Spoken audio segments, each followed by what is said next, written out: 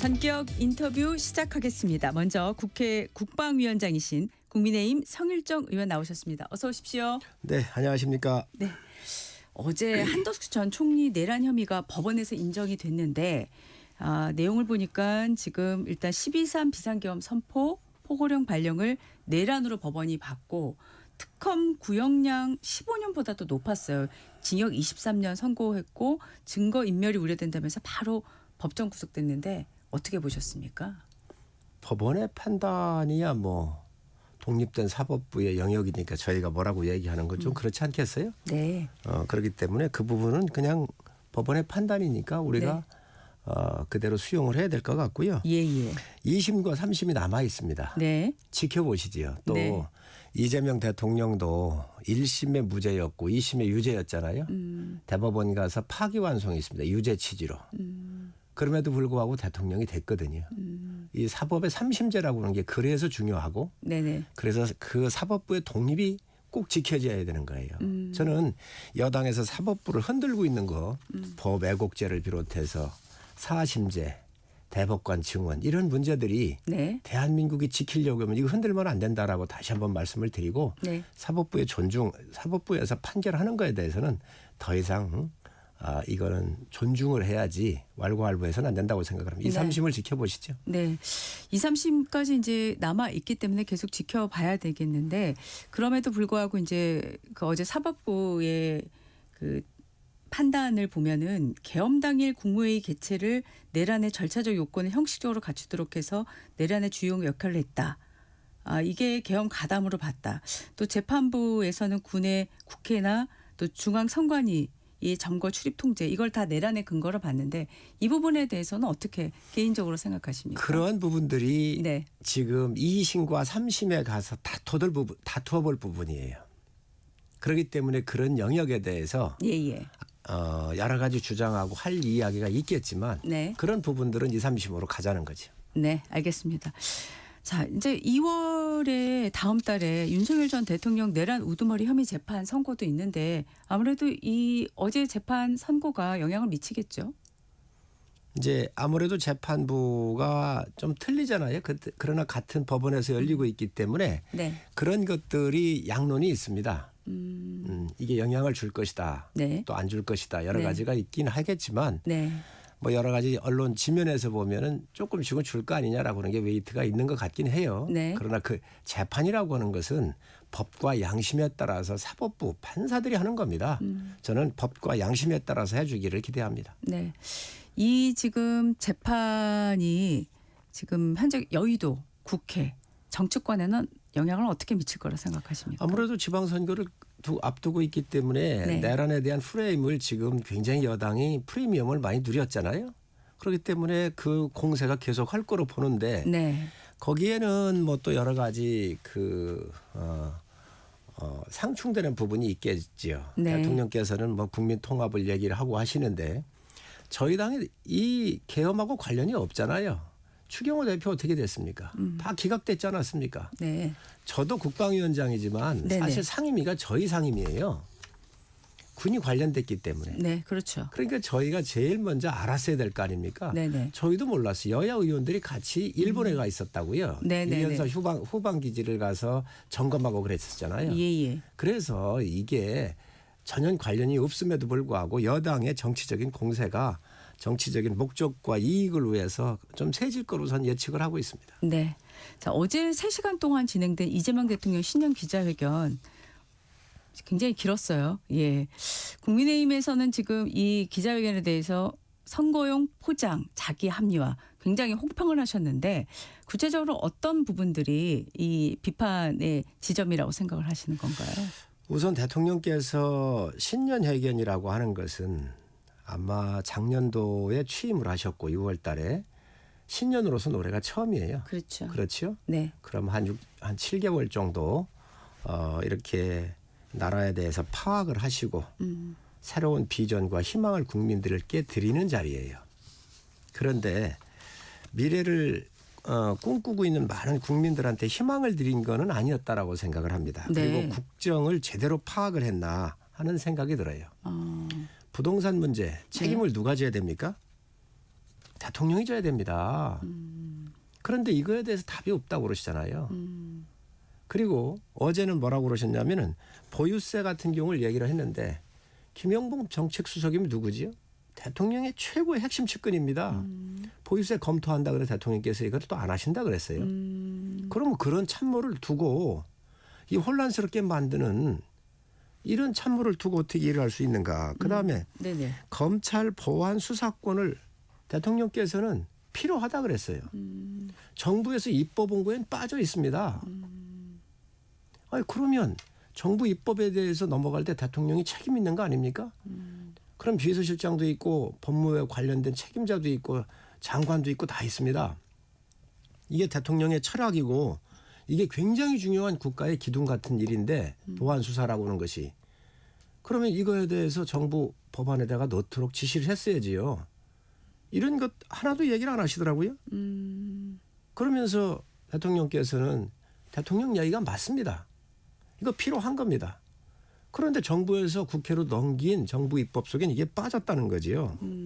이게 국가를 지금 경영하고 있는 최고 책임자로서 정확하게 이런 부분들을 알고 계시고 또 알고 있는 상태에서 어제 회견을 하셨는지 전 제대로 파악을 못하고 하시는 거 아닌가.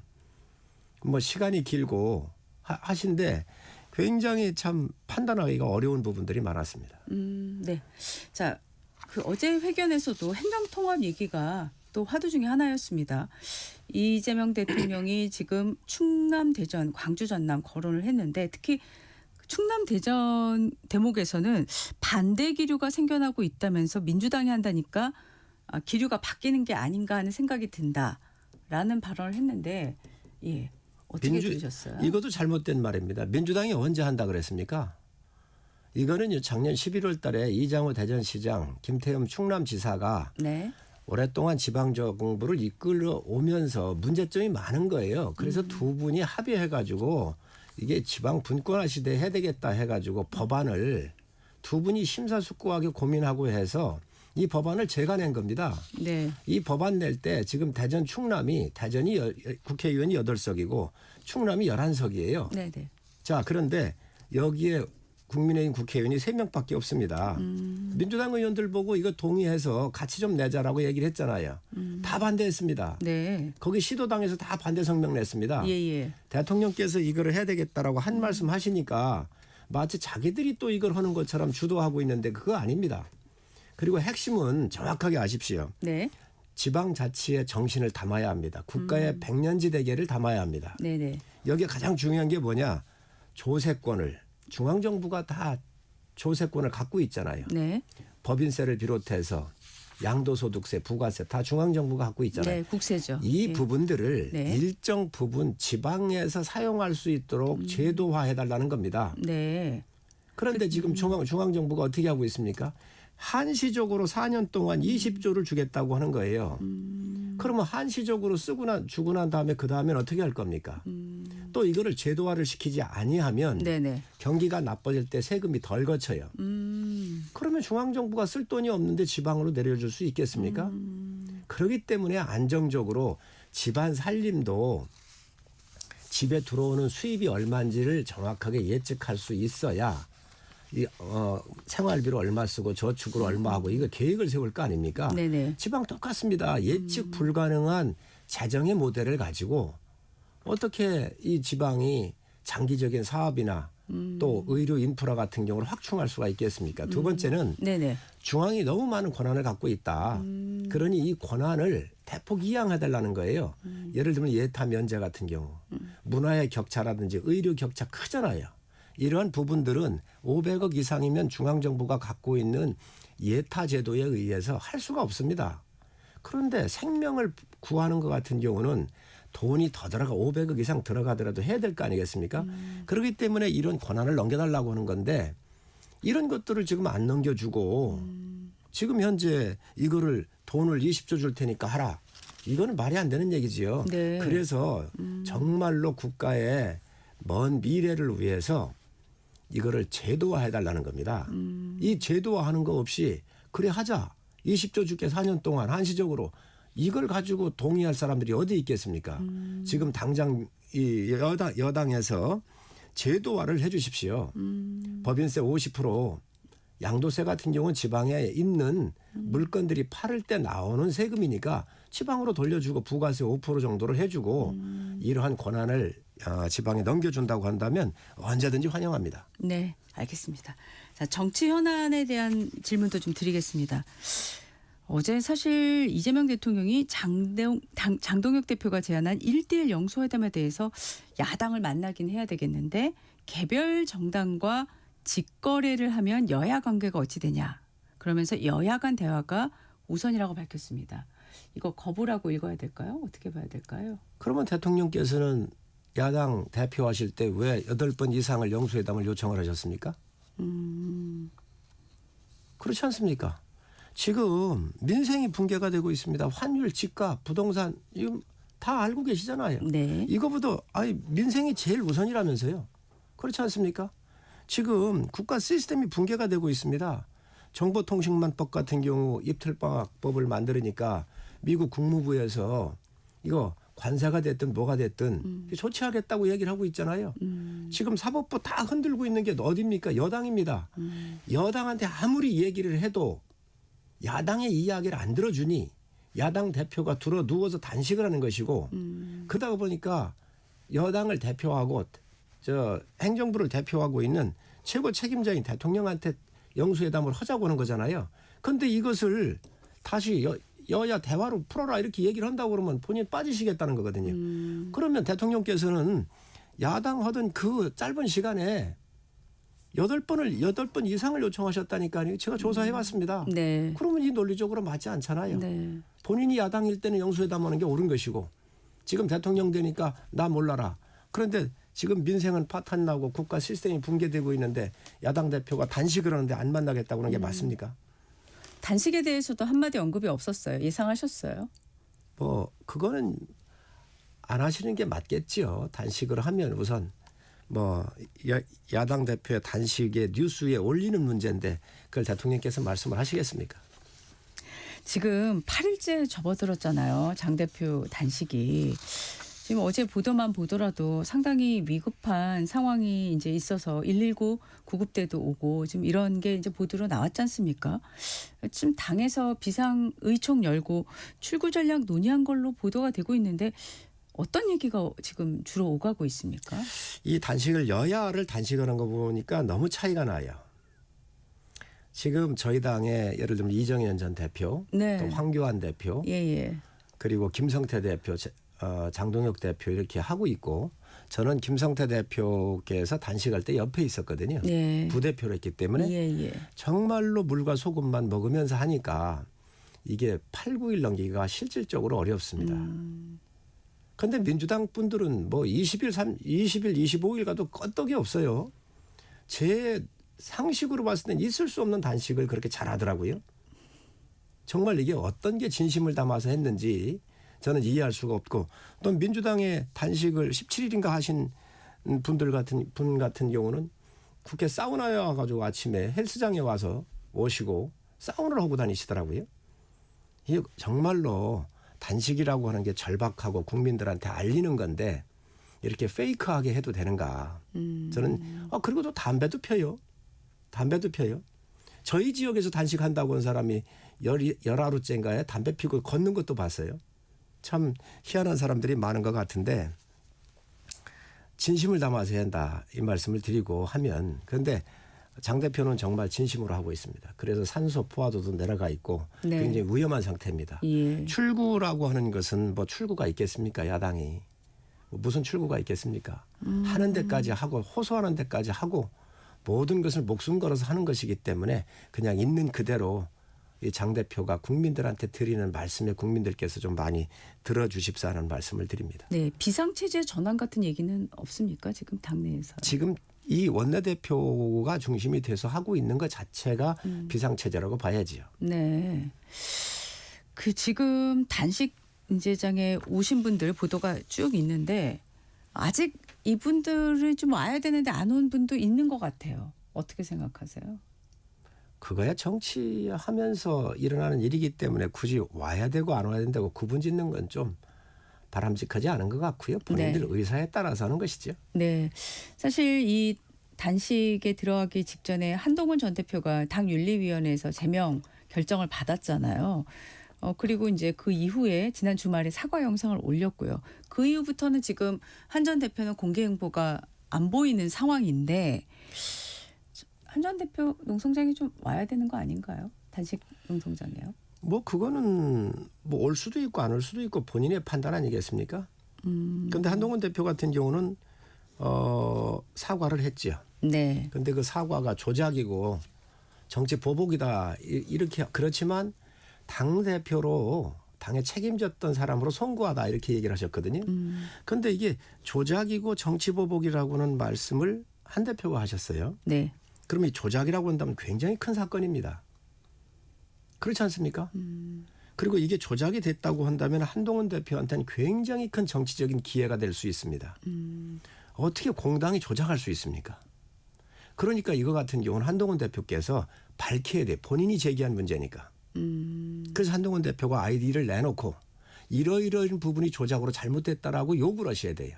네. 그리고 그 기간이 지금 진행되고 있습니다. 그래서 이게 만약에 조작이라고 한다면요. 정말로 심각한 문제고 많은 의원들이 가만히 있을 수가 없습니다. 조작하는 정당이 있을 수 있습니까?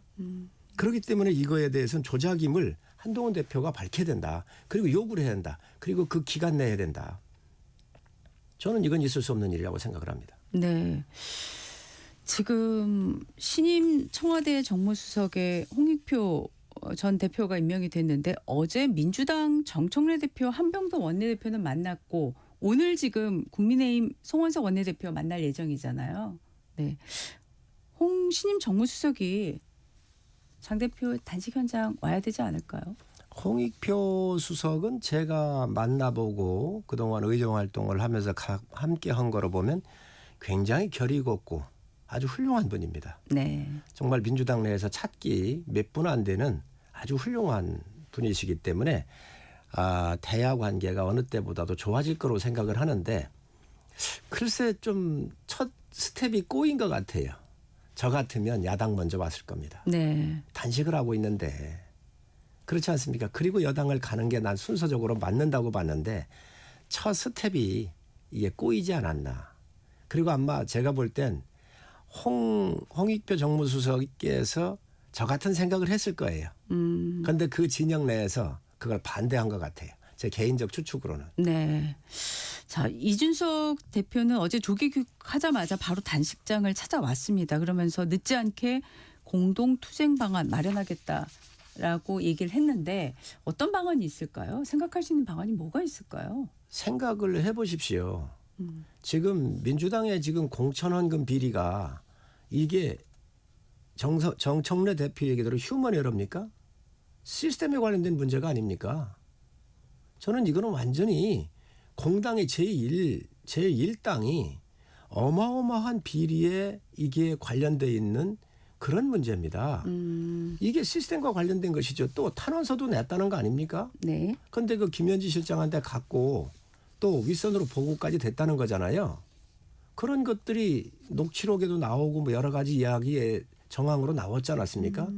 아니 이러한 공천비리 또 통일교 특검 아니 여기에 어떻게 야당의 의원은 잡아놓고 당시에 이게 튀쳐나왔는데 여당의 의원들은 이것은 다 뭉개가지고 지금 수사도 안 받았습니다. 특검에서.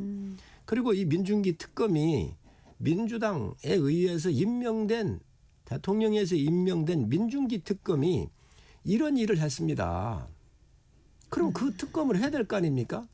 이 민중기 특검 주식을 패가망신을 주식 가지고 장난치는 사람 패가망신 시키겠다고 대통령께서 얘기를 하셨는데 주식 가지고 장난친 사람이 이분입니다. 이런 것들을 특검을 안 하면 어떡하겠어요. 이걸 하자는 겁니다. 이거보다 더 국가를 바로 세우고 공정하게 이 국가를 운영하는데 가장 중요한 거 아닙니까? 이렇게 부패 덩어리에 썩은 내가 진동을 하는데 그냥 놓을 수가 없잖아요. 근데 지금 사실 그 대통령 신년 기자회견을 보면은 국민의힘에서 제안한 통일교 신천지 별개 특검 제안에는 대통령은 왜 따로 해야 되는지 모르겠다. 이렇게 얘기를 했어요. 그리고 종교 이용한 정치 개입은 반란이라는 표현까지 했고요. 지금 이 발언만 보면 국민의힘이 제안한 통일교 특검, 신천지 특검 별개로 하자는 거 이거 받을 가능성이 별로 안 보이거든요. 대통령께서 왜 따로 해야 되는지 모르겠다 이렇게 말씀하셨잖아요. 네네. 왜 같이 해야 되는지 모르겠습니다. 별개 사건입니다. 통일교가 튀어나온 게 신천지가 여기에서 지금 현재까지 뭐 튀어나온 거 있습니까? 수사하다가 묻은 거잖아요. 여당은 묻어준 거잖아요. 민중기 그 특검 자체가 특검을 받아야 되는 사람이잖아요. 그거 하고 신천지는 따로 또 특검을 하자니까요. 왜 같이 하자는지 얘기하는지 그 이유를 설명해 주시기 바랍니다. 그렇지 않습니까? 별개 사건입니다. 신천지 따로 해서 문제 있으면 그거 처리하면 되고요. 네. 통일교 따로 해서 거기에 문제 있으면 처리하면 됩니다. 그 논리대로 하면 왜 3특검을 했습니까? 그렇지 않습니까? 3특검 했지 않습니까? 김건희 특검, 내란 특검, 최상병 특검 했지 않습니까? 그럼 그것도 하나로 묶었어야지. 그거는 다 떼서 여당이 하고 이건 와가지고 신천지와 통일교를 함께 묶자. 그러면 신천지만 수사를 하겠지요. 통일교는 안 하고. 아니 그걸 논리라고 얘기를 하십니까? 그렇군요.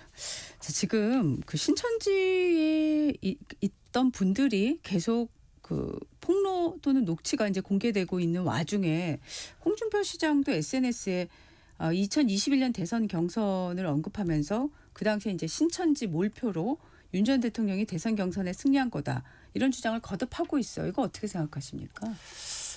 통일교에서도 특검을 할 때 우리 당에 서버를 와서 공당 거 심장을 다 오려갔습니다.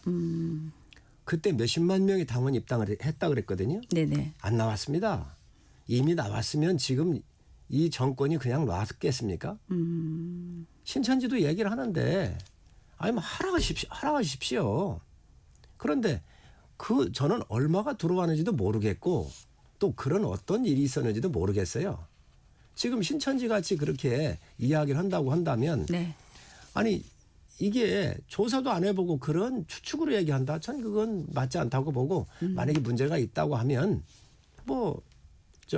여당이 그 좋아하는 특검 통일교 특검 따로 받고 신천지 특검 따로 받아서 그런 것도 다 조사하십시오. 지금 이해운 장관 후보자 인사청문회는 오늘 자료 제출을 조건으로 열기로 잠정 합의했다. 이런 보도가 나왔습니다.